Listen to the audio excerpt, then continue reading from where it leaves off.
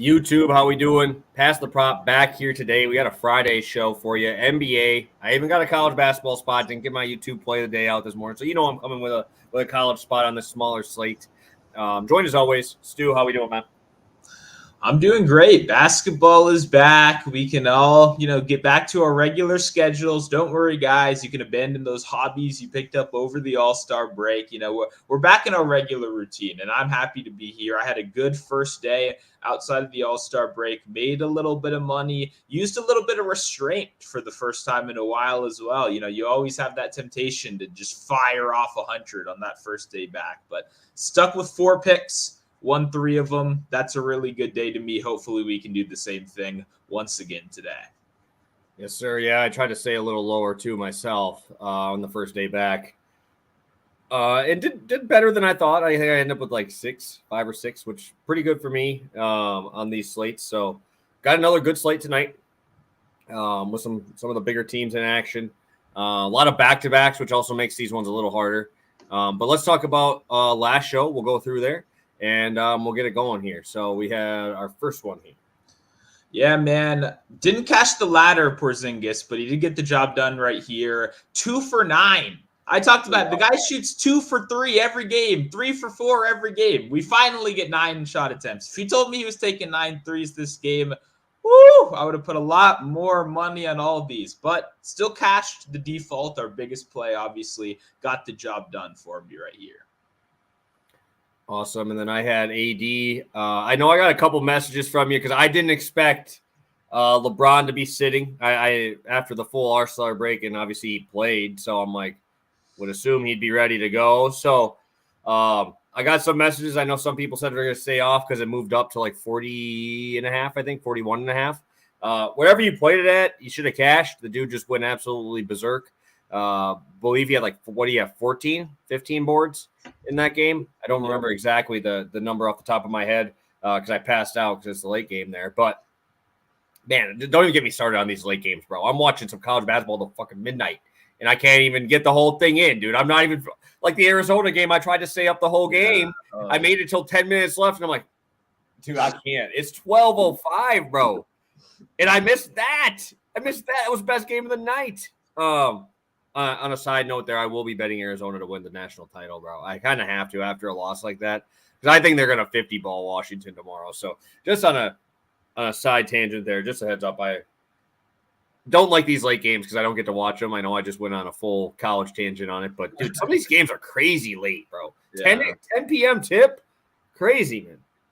Yeah, all these West Coast. I'm not a college guy, but I've been tailing you more, and I've been tailing the props more with the break, and that's what I've been noticing of at the end of the night at 1 a.m. I want to check my slips, and I see games are at halftime. What's going on? I just want to know if I've won or lost money for the night. Now I got to watch San Diego State play 30 more minutes of basketball. So I don't know, man. It's interesting, but that's also it's a little part of the fun. It's only you and the degenerates at that time of night as well, though. So you do get to celebrate with the best of the best on Gambling Twitter.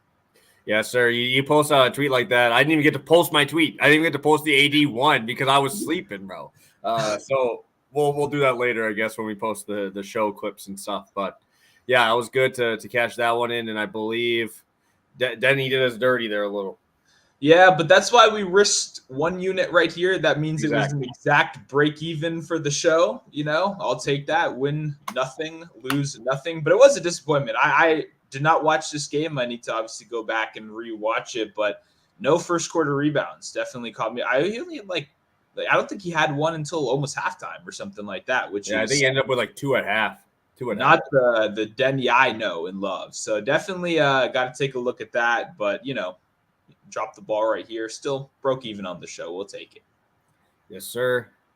Then obviously you talked about the long shot already that you had with Porzingis, him getting 2 for 9. I'm so mad about this one, bro. Donovan Denton was cooking in that first half, had 9 points, was getting to the line at will, missed a couple free throws in the second half. But I mean, when you play the full game, bro, he does not come off the court. Yes, those free throws going to end up a little bit short, obviously. I bet on Reeves straight. I bet on him in the long shot, cash both. Dude was an absolute sniper. Started out 5 for 5, 2 of those being threes. carried that team, man, in that tough spot. Tough L for Kentucky, but I am beyond excited to watch Kentucky's game tomorrow. Might be the college game of the year. If anybody is just like an offense fan, it will look like an NBA game. It will look like a full-on NBA game. Alabama traveling to for the fastest, obviously very hyper-efficient offenses as well. Bama doesn't slow down. Kentucky's at home. I don't expect them to slow down. So be ready on the lookout for that one. I'm excited. You can already tell I'm hyped up for tomorrow's slate because it's massive. Yeah, I mean, I want to be a hater on this stuff, but these games have been delivering. You know, I've been enjoying it during our little NBA break, and I like the quality of matchup we're getting right there. So like I said, I'm a Wizards fan. You guys know this. I'm scouting for the draft at all times. So I got to be watching the Kentuckys of the world. I got to be seeing the guys that might be on my team next year so that I know, how to bet on them and also if they're good or not. So definitely looking forward to that one as well. Perfect. Stu, we are on to today's slate. We got 16 of you guys in here live. Hit that like button, please. Share it out. Whatever you got to do, help us out here. We're bringing in some NBA. I'm even dropping a college basketball spot here for tonight. But Stu, what game's catching your eye here?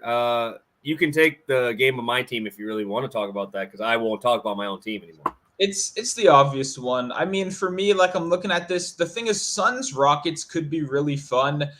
I do not trust this injury report holding up on a back-to-back with these two teams. I mean, no one even mentioning Fred VanVleet coming back from the injury. Maybe he's fully good. Like, those Rockets rotations are a mess now. Like, I want to like that game, but I feel like there's going to be a shit show there. So for me, I've got to pivot to, like, the actually good basketball game of the night, which is the Bucks and the Timberwolves. Like, that's a playoff game right there. That's two of the best teams in the league. And I mean, who doesn't like to see Rudy Gobert, Brook Lopez, Giannis, these big boys down in the paint fighting down there? I think it's going to be a fun one. Anthony Edwards is a guy that always shines in these bigger moments. And to be honest, how are the Bucks going to slow him down? Like, I don't really know the answer to that. So I think that's going to be a fun one. Two very, very good teams. We'll probably have a couple bets in that one as well. Yeah, it should be a great game. I have stuck to my guns. I told you this right away that I wouldn't watch anywhere close to the same amount. I have not watched a live Bucks game since the hiring, and I will stick to it. Maybe if they're on like national TV, maybe I'll turn it on, but not doing it, man. I canceled the FS Fox Sports North until Brewers start, so I'm in. I'm telling you guys, I'm fully in on hating these guys because I absolutely hate Doc Rivers, dude, and they keep freaking losing all these games. So, yeah, so I was it's a fun one to always talk about there. But yeah, we are getting ready for the home stretch here down the stretch. I got to go with the Hawks, right? I got to go Hawks, Toronto. Toronto, an absolutely abysmal defense since OG has left.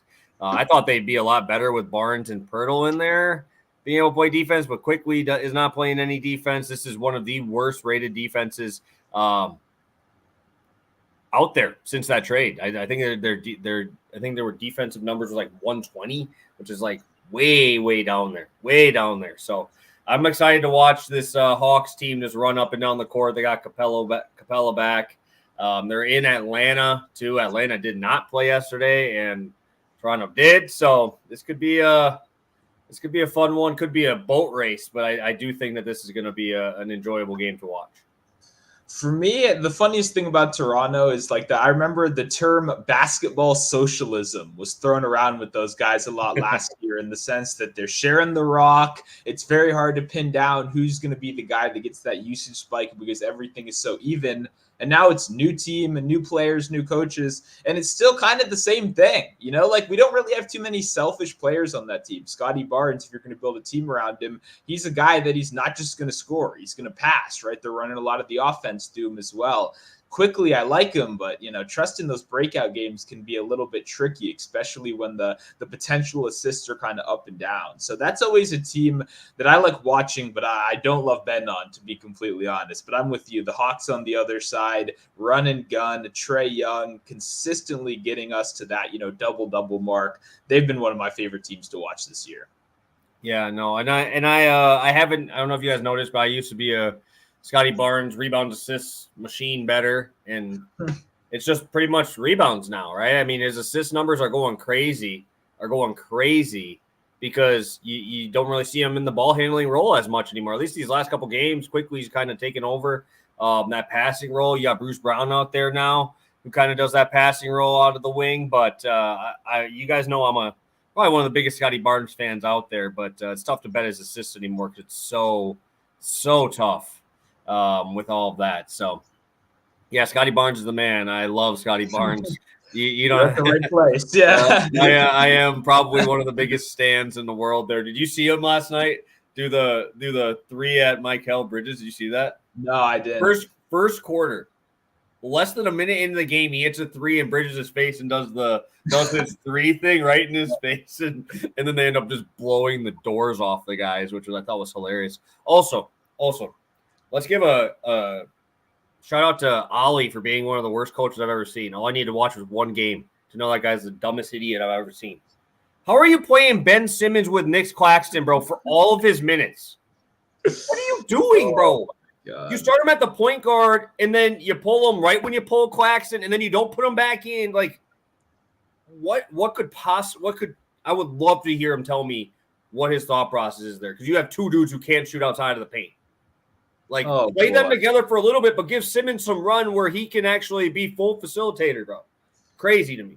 And even there was some Schroeder at the same time as well. It wasn't even like he's not catch and shoot. There was not as much Lonnie Walker. I mean, the thing is, people, they fire your coach, and then everyone instantly bet on the Nets again. Like, why would that trust be built after the coach being fired? We have no clue what this next guy's going to do. Like, no hate to anyone that bet on the Nets, but to me, it was like, I need to see a couple games first. You know, I don't want to dive head first into this team. Like, this is brutal. We have like a 12-man rotation they could possibly be playing right now. So it'll be interesting to see if that shakes out. Hopefully we learn from our mistakes, because you're completely right. Like, doing Simmons and Claxton together that's a sin. Bro.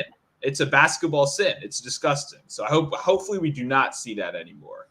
Well, not even just that. It's just like I bet on Simmons double-double yesterday at plus 650 just for the upside chance if he plays 30 minutes, you know?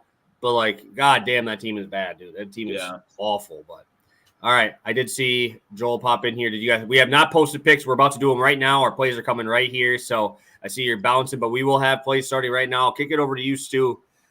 Sticking with the homer plays. Okay, let's calm down. We're going Corey Kispert over at 11.5 points. Somebody has to score, right? Somebody has to score. Yeah, exactly. I mean, honestly, it's the same way we look at a lot of these bad teams, whether it's the Wizards, whether it's the Pistons, you know, something like that. Like, we need scoring volume. And for me, Kispert's been a guy that has really benefited from the new coaching change. I talked about this a lot when I played his long shot on our last show. Washington has had like a distinct shift. Obviously, they fired Wes Unseld Jr. And since then, he's seen a minimum of 24 minutes in every single game. And that's even with a little bit of blowout stuff. So when you look earlier in the year, he played OKC. He played only 18 minutes. He was in a much smaller role, and he still came out and he scored 11 points, knocked down a couple threes. That's because he's one of the best catch and shoot three guys we have. I mean, he's the best guy on the Wizards. I was going to say in the league. He's probably not one of the best catch and shoot guys in the league, but you get the model. I mean, to me, Kispert, I compare him ultimately, like, I just see Joe Harris whenever I look at him. Not bad Joe Harris, like that one season when he was cooking and he earned all that money. That's what I see when I see Kispert. And one of the biggest things and one of the biggest reasons that I went to points over threes, because Kispert to me would normally be a kind of threes only guy, is that he had a huge transformation in his shot profile in the offseason, and it's really shown now. He is like an analytics darling. He only takes shots at the rim and threes. No mid-range. There's no wasted energy right there. It's full. Every single second he's on the court, he's cutting or taking a catch-and-shoot three. And when you look at the Thunder, they've been top 5 all season long in catch-and-shoot three frequency allowed to opponents. So that's kind of the one area where they're weak. They're pretty good at the paint defense. They collapse on a lot of driving point guards. They're good at forcing you to kick it out. Kispert is that guy. Look at the other guys that take catch and shoot threes on Washington. Deni Advia, less than 30% shooter. Bilal Koulibaly, less than 30% shooter. Kispert is the only guy that they have, the only viable catch and shoot option they have right now outside of maybe Jordan Poole. But Jordan Poole is going into a ball handling role in the second unit. They moved him to the bench so that he could have the ball in his hands. For me, I see a guy like Kispert having an opportunity to close this game. Some good things I saw for Kispert in game number 1 were that Deni's minutes were surprisingly down a little bit more, but then also Bagley's minutes. He only played 4 minutes. I was expecting, or not Bagley, sorry. Bagley played 17.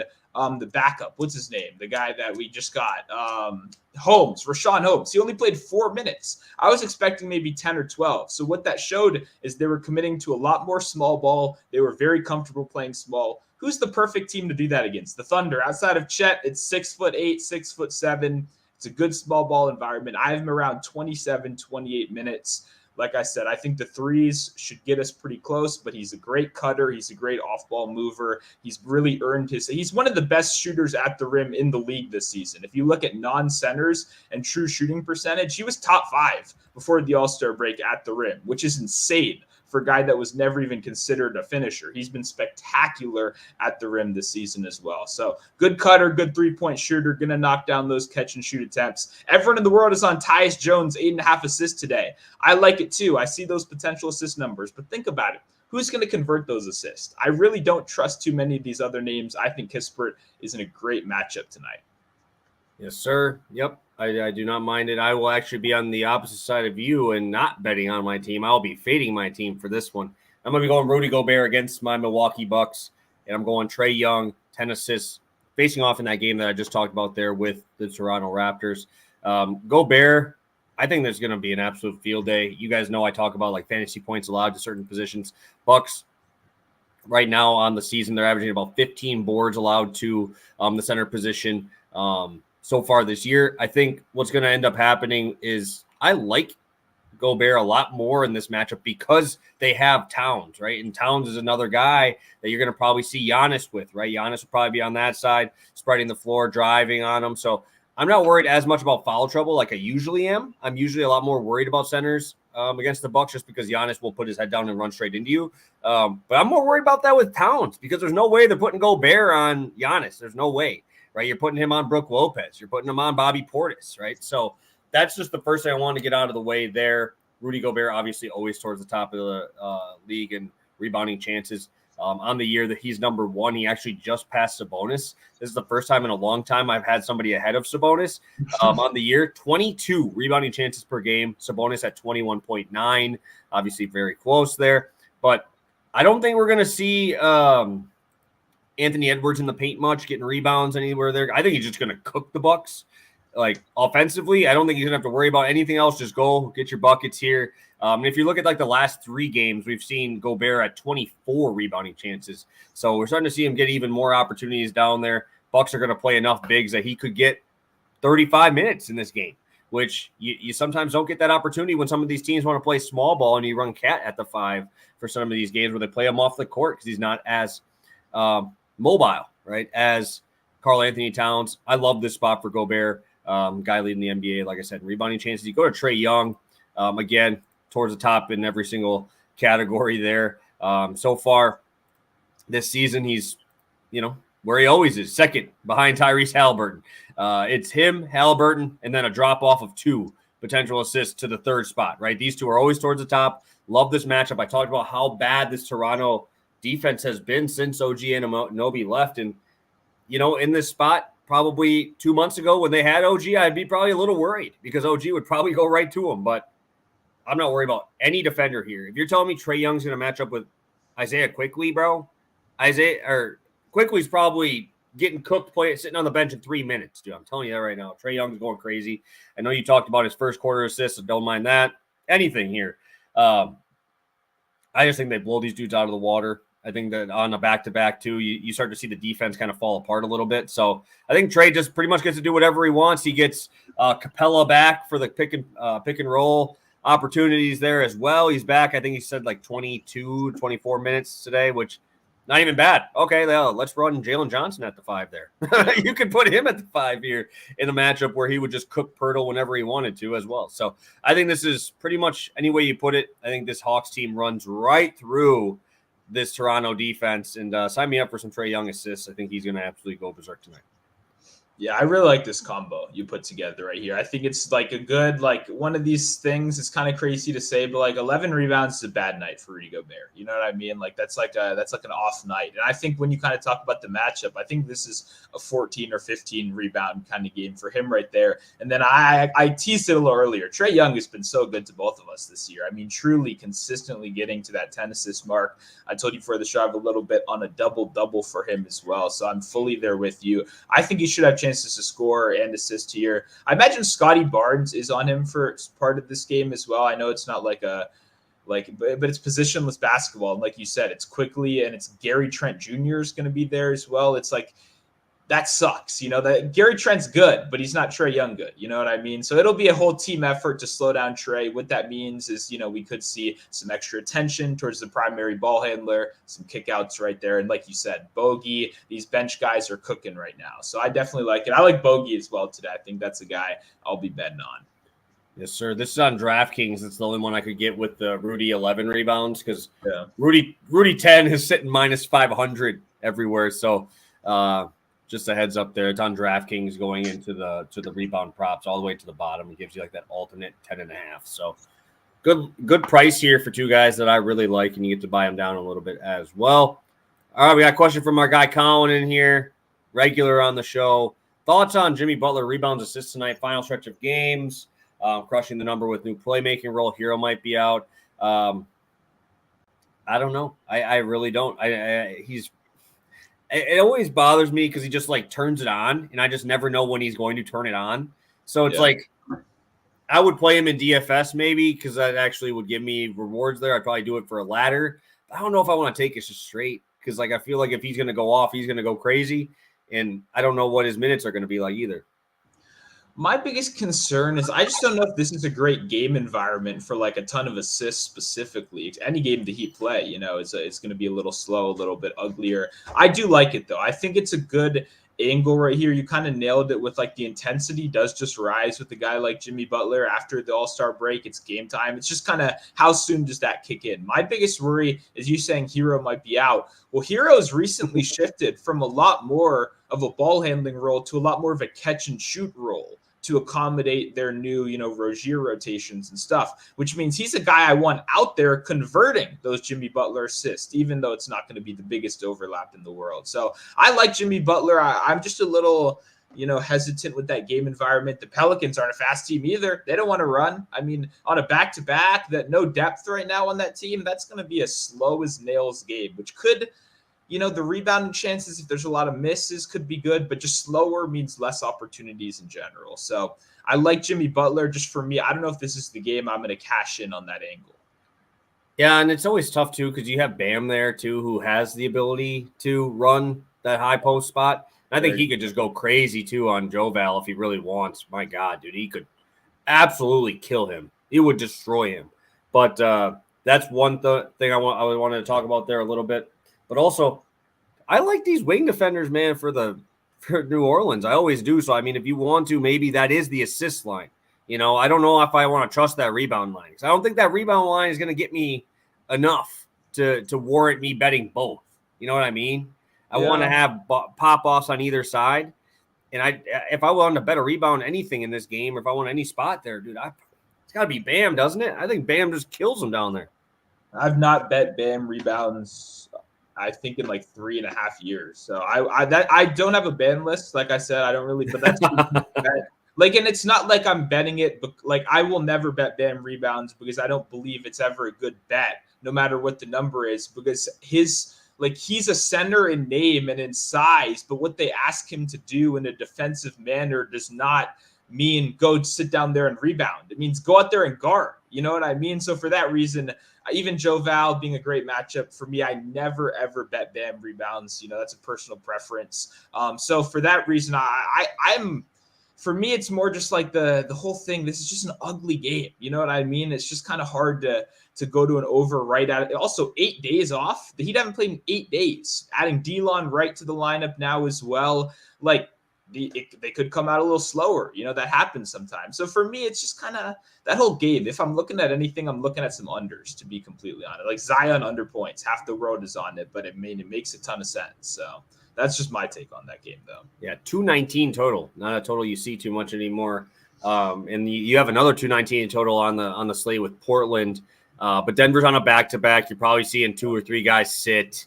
And Portland can't score at all outside of my boy Anthony Simons just putting up big boy numbers. Just play 40 minutes, Chauncey. Leave his ass out there for 40 and let's run those point numbers up, huh?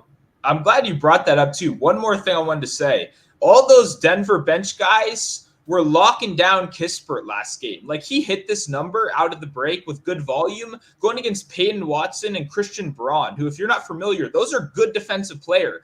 Freaking Peyton Watson was picking him up full court. He had a key steal on him. And, like, I don't know why you're devoting those guys to Corey Kispert, but I'm glad you brought that up. That total is low as hell in that Denver game because all those guys on the bench are very good on defense and can't score at all. So that'll be interesting to watch tonight. But I did want to bring that up for the Kispert bet as well because he had a tough-ass matchup against some relatively unknown guys. But if you are familiar with these guys, you know that's not good for a guy like Kispert. So I think he has a much better matchup against, like, the Aaron Wiggins and the Isaiah Joes, the Josh Giddeys of the world in this game. Damn. Well, yeah, you know you're talking to a college basketball guy. I know my Christian Braun, bro. I know him. I know you know. You know that. Oh, yeah. I love that. I love that call because, yeah, not many people watch it unless you're a Denver fan or watching Christian Braun. But dude was a monster in college, man. He's got some bounce, dude. He'd be a fun guy in the dunk contest for sure. So, all right. So you talked about Zion a little bit there. Let's get back into him here. 30 of you guys hit that like button. Stu, second play. Zion assist, Curry assist right here. I think Zion 5 is the perfect number. He's obviously been hitting this 8 mark, this 9 mark. I know it can be tempting to play the 5.5, 6, but I think the 5 is the perfect cutoff to keep it at, to be honest, especially when you can get it at plus money right here. I believe it opened like minus 150 or something. It might have been better last night, but it's obviously been steamed to like the minus 170 range right now. And that's for good reason. I don't know if you guys saw the viral tweet about JJ Redick saying, "Oh, the whole world cares about my arguments, but nobody cares about my Zion point guard breakdown." Hey, I care. I was there with you, JJ. I was betting on Zion before the break. And that was a part of the tweet that nobody cares about, obviously. But if you're in the basketball world, that's a big deal. Because if you've noticed, the way you kind of talked about even Bam slightly, running the offense from the post more, now they're letting Zion take the ball down the court. It's like full point Zion. We're not even seeing the high post, let Zion cook, dribble handoff. We're like full on point guard duties right now, which means a lot more CJ McCollum spot up attempts. That's going to be a guy I'm looking at in the 3-point ladder, spoiler alert for a little bit later in the show. And I think points, like I said earlier, is just a brutal spot for Zion, right? This is a guy that they depend on a lot to generate their offense. And this is the worst matchup in the league for opposing number one options, right? Our guy Ahan over on Twitter has a spreadsheet where he posts every number one option and their points prop, and if they went over, and it's insane. I appreciate him keeping that data out there because everyone in the world knows the Heat defense is good, but seeing every number one option in the league except like 4 guys go under their number is pretty crazy. Now you expect me to believe that Zion on the second leg of a back-to-back is going to come out and put like a 30 bomb on Bam?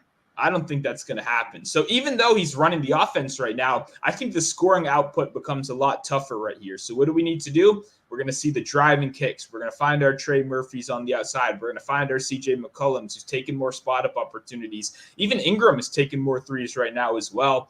Obviously, there's only one Bam on the team. Butler is going to give Ingram, I assume, a hard time for that game. That's why I like some of these secondary guys. I'm sure he'll be on CJ at times as well. But I want the spot-up attempts. I want the Trey Murphys of the world.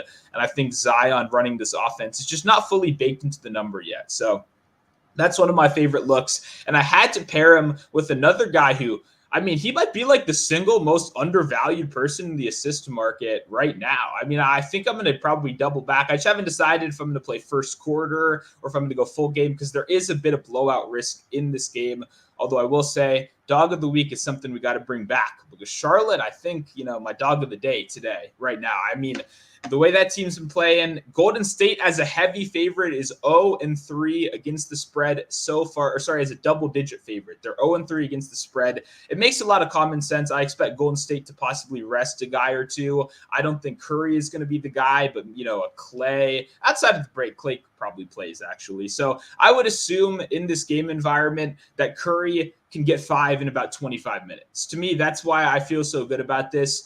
But if we're talking about Curry playing 32 minutes per game, this is a Charlotte defense that allows the third most assists to opposing guards, and they also allow the third most threes to opposing guards. So what happens when they play a guard that can knock down threes from super deep, like a Trae Young, is they got to blitz him when he's really deep, right? Immediately, like a crossing half court. It's like when you're in a high school game and you play that one really good team out of nowhere, you got to pick them up at half court. That's the Curry effect, right? And not every team does that, but it's kind of unique to Charlotte in the sense that they're very bad against the assist and they're very bad against the outside shot. So I expect them to kind of aggressively try to get the ball out of his hands. And we've seen a lot of 8 assist games, 9 assist games. For me, I think 5 is a very safe benchmark in a game that does have a little bit of blowout. But personally, I think the double-double in this one is a very nice look if we do get the full game. So sprinkled in a couple, long shot looks for this one, but I do like this. I'm surprised it's even money. It's been 2 guys that have treated me extremely well in the assist market, and I just don't think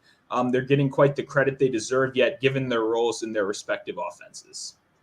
Hey, love the double-double shout. Shout out to one of my boys, Miles Bridges. Continues to just grab boards, put up those numbers, getting those double-doubles. I just love betting on Miles Bridges double-double, man. The guy is a fiend right now for those rebounds because Nick Richards is doing absolute nothing. He sucks. He's so bad. So bad. I can't believe I didn't bet the under. I had his under a couple games in a row before the break, and then I was like, well, the minutes are trending up. You never know what Utah is going to do, and I sat it out, and then I was immediately pissed off because – that guy plays – he was such a good – if you're a DFS guy, the guys that produce in 12 minutes, in 13 minutes, in 14. So you think those are going to be the guys that when we get them in these bigger roles. And a lot of the time it does translate. Richards has been oh, boy, I don't think the guy has made a shot outside of the restricted area all year either. So definitely not a good time for him. Yes, sir. I do not know what he's doing, bro. But he ain't doing much. Shout out Miles Bridges, just playing 40 minutes a game. Love that. Try to get him and Trey Mann in as many DFS lineups as possible at the moment, dude. I just kind of have to. They've been too good to me. Let Trey Mann cook. Let him cook. Let's keep it going, baby. Dude, just play them both next to each other when he comes back. Because obviously you're not gonna see them bench LaMelo. So it's play them both next to each other, let them both go. I think that would be good for everybody involved there. And I will be actually heading over to college basketball here for my last play. Really, really good underrated game on the slate tonight. I'm actually heading to the Ivy League for Cornell. I'm heading to Cornell first half over 73.5 at minus 112. This is on FanDuel, 74 on DraftKings right now, but I really like this number. Cornell home games. I love backing the first half over. These guys are phenomenal in the first half. If you want to go for the Yale side first, they average 36 points per game in the first half. Doesn't matter. Home or road, they're both the exact same. Cornell is averaging 42 first half points at home this year. They're very, very good. They come out fast. This is a huge game. This is number 1A, 1B in the Ivy League. They're tied for the top spot. They're in Cornell. And I always talk about this when it's terms of pace. I look at the pace getting dictated by the home team here. And Cornell is one of the fastest teams in the country in terms of tempo. I know that Yale does not run much, right? Yale is actually 311 out of 362 in terms of pace. You go to Cornell, though, and Cornell's sitting at 25th in the country. Going back to their first game, they played a fast game because that's how Cornell plays. 80-78. They lost to Yale in that first matchup, and we saw an absolute awesome first half in that game. And that was 2 weeks ago, right? It was 38-46 in the first half at Yale, one of the slowest teams in the country. So I think that if we get this game in Cornell where they're shooting significantly better, we got guys inside the paint that should be able to dominate. Ragland is a tank down there. We got 4 double-digit scorers on the Yale side. I think that the big guy today is going to – I don't even know how to say his name. I always say this, but then I try to say names. We'll go with John P. I'm not going to try. I'm not going to try it. Shooting 43% from three. Cornell does have a struggle with guarding the three-point shot. So I think that could be a big point of emphasis tonight. I think we're going to see a lot of points early and often in this game. I don't want to back the full game because I think we could see it tighten up, right, when it comes down to the end of the game. Yes, you get the free throws, but you also have, like, this is a huge game. Yale's coach is very good. Cornell's coach, obviously, towards the top always. I'm going to take the first half over. I think that these numbers that we're seeing on the whole year will come through for us in this one. And I think if it's going to slow down at all, it's going to be in the second half. Yeah, this is the first time I think we've had Ivy League on the show that I can remember, at least. I unfortunately cannot give any good comments on this, as I've never seen Cornell basketball once. In fact, Big Red, baby. If Cornell basketball existed, I would have been like, probably. Like, I don't know. What didn't Yale have a guy that, balled out last year and is in the NBA now? Or am I misremembering? Might be. There's one Ivy League. Oh, it's the Princeton guy. When Princeton made the run, the guy he played on Memphis. He just got picked up again on another 10-day. But that's Princeton, not even Yale. So yeah, that shows you how much I know about Ivy League basketball. I'm gonna have to take your word for it here. Yeah, you just gotta close your eyes. This would be a fun game, though. It should be a really fun game. I don't know if you noticed, but I don't really back any of these like 130 games, like totals. I back the ones that should be up and down, should be moving. Again, you'll see a lot of numbers on the year where Yale is only averaging 75 points per game. Not a great number, right? But that's against a lot of these teams in the Ivy League who don't run. Cornell runs. They're the only one. Them and Columbia are like the only teams that will actually run pace. And I think that they're going to be more than willing. They beat them last time at home. I think that Cornell comes out hungry, hitting some shots early and often, and hopefully we can keep this going. Oh, yeah, let's ride. These guys are smart, right? You got to put your money on the smart ones out here, making good decisions. I like it.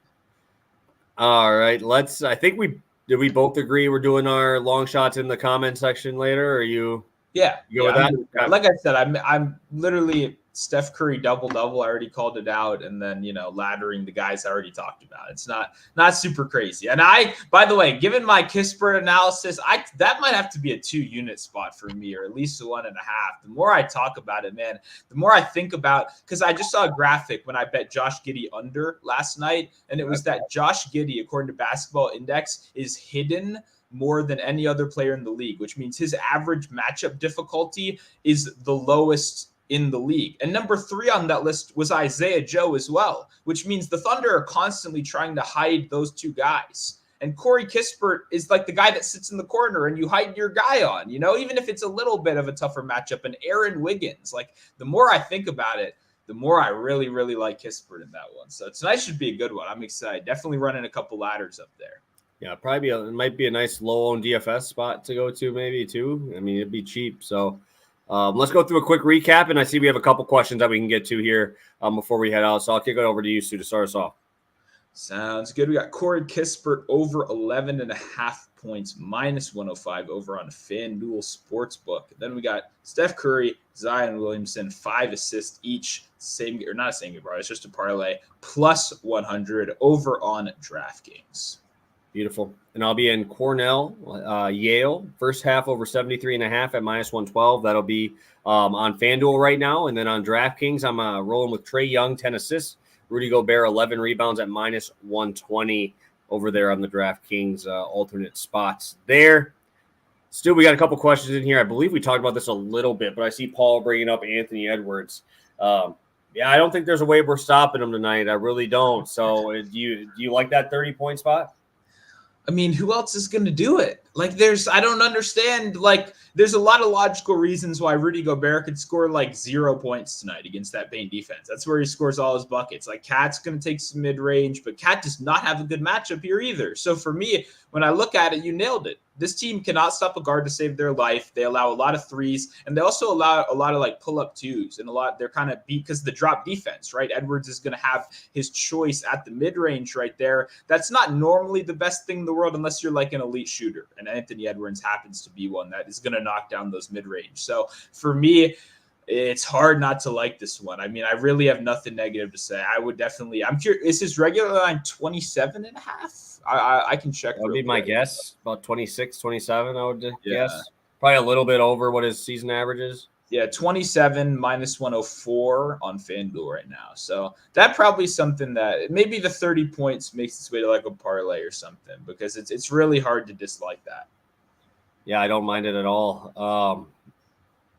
Looking at that spot, I just think the Bucks are going to get smoked by any guard that goes out there. It doesn't matter who you are, you're going to put up at least 20 on the Bucks in that point guard role. So if Anthony Simons played him every game, dude, he'd be getting max money, bro. He'd be dropping 35 a game on these boys. You guys should have picked up my man Delon Wright. I called it at the beginning of the season. I said that should have happened, and it didn't. These last couple of years, you've always had a guard stopper in your rotation, even if it's a minor player that most people don't know, a Javon Carter, someone that's a pest and is annoying, and they're not going to give you shit on offense. But when you need someone to go out there and annoy the number one best player, you need someone like that. And it's shocking that you didn't address that. Pat Connaughton is not that at all. He looks like it because he's a little white guy like TJ McConnell, but he's not. He doesn't have that like annoying pesky factor. He's not gonna, he's a traffic cone. So for me, it's frustrating that Delon is such a perfect fit.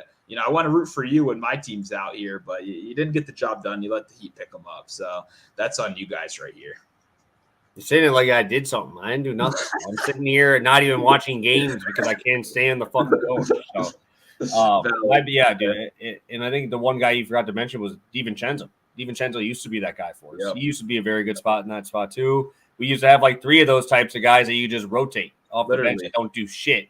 Offensively, but shout out to DiVincenzo. Happy that he's getting those big boy minutes out there. I know it's probably not going to last a long time with Randall coming back, and I'm sure he'll be shooting 3 times a game back again.